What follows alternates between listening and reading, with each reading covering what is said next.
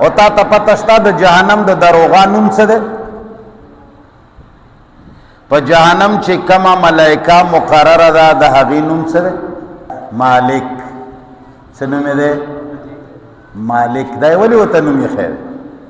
انسانان ذلیلوي چې وګوره د مخلوق لاندې یې تاسو مالک. حالان کې د انسانانو مالک څوک دی؟ مخلوق باندې چې کله د مخلوق لاندې وي ته د هغه نوم یې درته مالک کېښو چې ته ذلیل وې.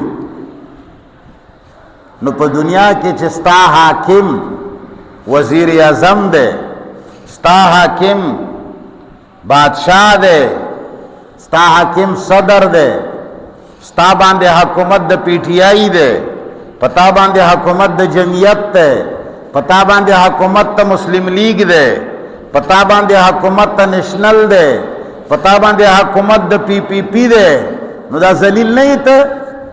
انسانان در باندې حاکمان دي، ته د انسان لاندې کار کوي. نو انسان چې الله ذلیلوي نو د انسان لاندې یې راولي. او مسلمان قوم دا اعلونا دا غالب وي، دا د چا لاندې؟ دا د چا لاندې وي؟ صرف د الله لاندې وي، دا د مخلوق لاندې نه وي.